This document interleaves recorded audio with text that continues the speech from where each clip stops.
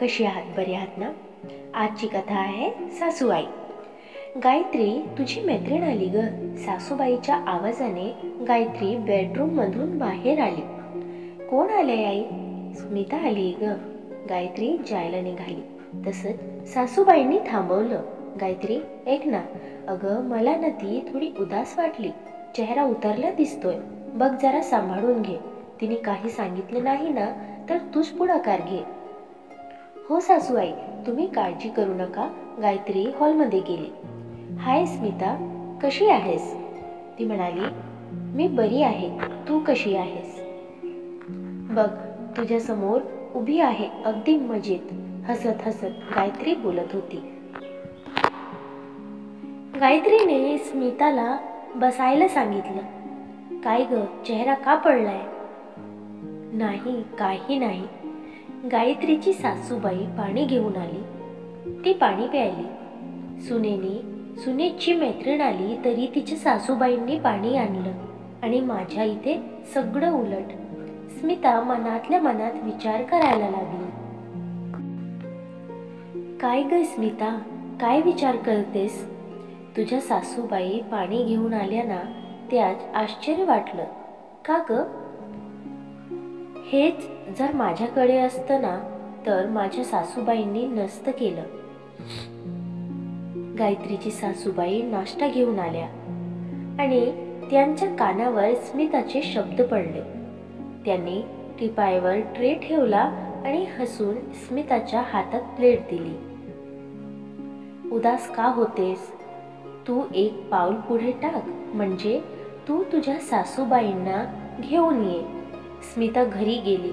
तिने ठरवलं, सासूबाई कशाही वागल्या तरी आपण एक पाऊल पुढे टाकायचं. ती सासूबाईशी प्रेमाने वागायला लागली, पण सासूमध्ये फरक जाणवत नव्हता. काही दिवसांनी स्मिता तिच्या सासूला घेऊन गायत्रीकडे गेली. छान ओळख झाली, गप्पा सुरू झाल्या. मग विषय निघाला सासू सून नात्याचा. गायत्रीच्या सासूबाई बोलता बोलता सगळं बोलून गेल्या. सुनेला आपली मुलगीच माना. आपल्या मुलाला आपण लहानपणापासून लाडाने वाढवतो. तिच्यावर एकदम घरकाम सोपवत नाही. तिच्या शिक्षणात आळ येत नाही. तिच्या करिअरमध्ये तिची साथ देतो. वेळ प्रसंगी मतभेद झाले तरी आपण ते मनावर घेत नाही. तिने केलेली एखादी चूक आपण पोटात घेतो. पण हे सगळं आपण सुनेच्या बाबतीत करतो का? तर नाही. आपण भेदभाव करतो. तिच्या करिअरचा आळ येतो. तिला मुलगी मानलं तर असं घडणारच नाही.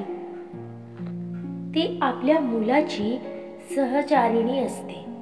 जसं आपल्याला वाटतं आपल्या मुलीला सासरी त्रास होऊ नये, तसंच सुनेच्याही आई बाबांना वाटतच असेल ना की आपल्या घरात नवीन असते म्हणून एक पाऊल आपण पुढे यायचं. ती आपल्या घरात नवीन असते, त्यामुळे सुरुवातीला घाबरलेली असते. आपण तिला विश्वासात घेऊन सांगायचं की हे घर तुझंच आहे. तुला हवं तसं कर. आम्ही तुझ्या सोबत आहोत. प्रेमाची एक थाप तिच्या पाठीवरून गेली ना, मने जुळायला वेळ लागणार नाही. सुनेमध्ये जर दोष असतील तर त्या दोषासकट तिचा स्वीकार करा. उगीच नातेवाईकांमध्ये तिची उणीव दाखवून तिचा अपमान करू नका.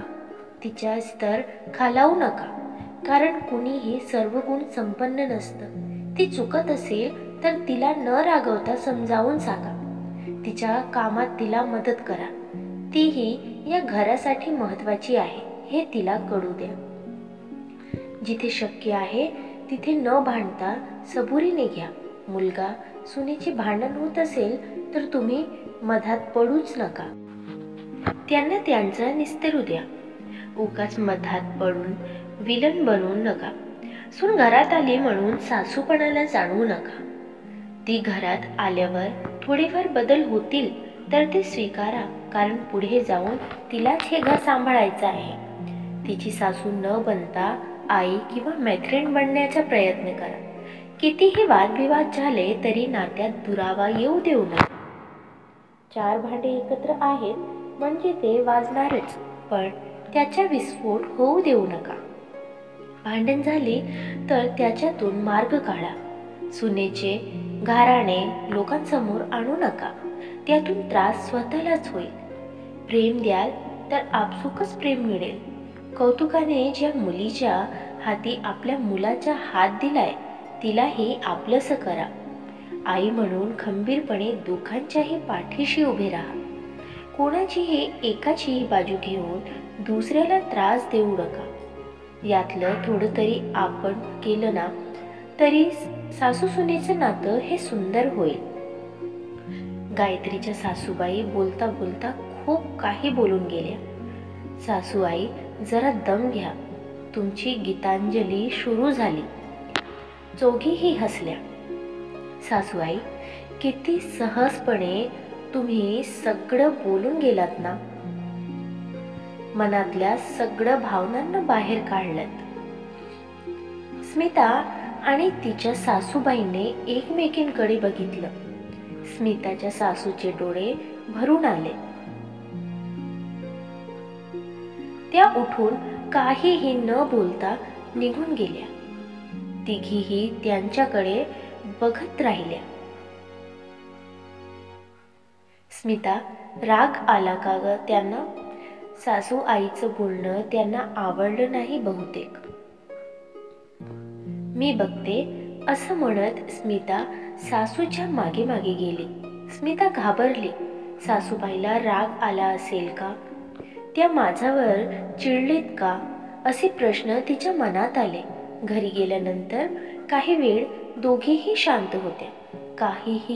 कोणीही बोलत नव्हतं. स्मिता तिच्या रूममध्ये गेली. स्मिताची भीती वाढली. थोड्या वेळाने स्मिताची सासू रूममध्ये गेल्या.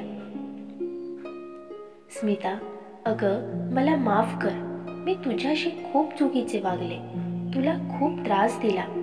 प्रत्येक वेळी तुला त्रास कसा होणार याचाच विचार करत राहिले. तुला नको नको ते बोलले. मला माफ कर बेटा. स्मिताच्या सासूबाई स्मितासमोर हात जोडून उभ्या राहिल्या. स्मिताला मात्र रडू आलं. ती लगेच त्यांना बिलगून रडायला लागली. आई, माझ्याकडूनही चुका झाल्या ताई. तुम्ही मला माफ करा आणि प्लीज तुम्ही माझी माफी मागू नका. तुम्ही माझ्यापेक्षा मोठ्या आहेत. मी चुकल्यानंतर तुम्हाला मला रागवण्याचा पूर्ण अधिकार आहे. नाही बेटा, तू चुकलीस तरी मला तुला समजून घ्यायला हवं होतं. दोघींनीही एकमेकींना माफी मागून एकमेकींशी प्रेमाने वागण्याचं प्रॉमिस केलं. दुसऱ्या दिवशी स्मिताने गायत्रीला फोन केला. Hello Gayatri, thanks a lot. तुझ्यामुळे मला सासरी माझं माहेर मिळालं. स्मिता, अगं किती आनंदात आहेस. हो ग, तुझ्या सासूबाईला माझ्याकडून धन्यवाद सांग. आज त्यांच्यामुळे माझ्या सासू बदलल्या. त्यांनी मला यापुढे कोणताही त्रास होणार नाही असं सांगितलं. चला, म्हणजे सगळं छान झालं. तर काल त्या अशा उठून गेल्या, मी तर घाबरलेच होते. ठेवते मी. Once again thanks. गायत्रीने फोन ठेवला आणि सासूआईच्या रूममध्ये गेली. सासूआई, स्मिताचा फोन आला होता. तिच्या सासूबाई बदलल्या. म्हणे, अरे वा, ते तर छानच आहे की. सासूआई, थँक्यू. स्मिता खूप आनंदित होती. दोघींनीही एकमेकांना आलिंगन घातलं. स्मिताच्या घरचे इतर सदस्य पण स्मिताशी चांगलं वागायला लागले. गायत्री आणि तिच्या सासूमध्ये खूप छान बॉन्डिंग होते. गायत्री जेव्हा लग्न होऊन आली तेव्हा सासूने सांगितलं होतं की गायत्री, हे घर तुझं आहे आणि या घरातील माणसे सुद्धा तुझीच आहेत. त्यांना सगळ्यांचा सांभाळ कर. त्यांची मने प्रेमाने जिंक. सगळ्यांना आपलंसं कर. या घराला बांधून ठेव. आणि हे सगळे करत असताना तुला काही अडचणी आल्याच तर तुझी ही सास, तुझी आई वेळ प्रसंगी तुझी मैत्रीण बनून तुझी साथ देईल. मन मोठं असेल की सगळं काही समजावून घेता येते. हे ऐकलं तर आणि गायत्री बिनधास्त झाली. आणि आता सासूआई कधी झाली आणि सुनेची लेक कधी झाली हे त्यांनाही कळत नाही. तिचं सासर तिचं माहेर झालं. आता कौतुकाची थाप द्यायला तिला माहेरच्या माणसाची गरज नाही. दोघींमध्ये मैत्रीचं नातं निर्माण झालं. असंच सुंदर नातं जर प्रत्येक सासू सुनेमध्ये तयार झालं, सगळीकडे आनंदच आनंद असेल. तर मित्रांनो, तुम्हाला हा व्हिडिओ कसा वाटला कमेंट करून नक्की सांगा. आणि व्हिडिओ आवडल्यास लाईक शेअर करायला विसरू नका. आणि अशी छान छान कथा आणि सुविचारासाठी चॅनलला सबस्क्राईब नक्की करा. भेटूया पुन्हा एका नवीन व्हिडिओमध्ये.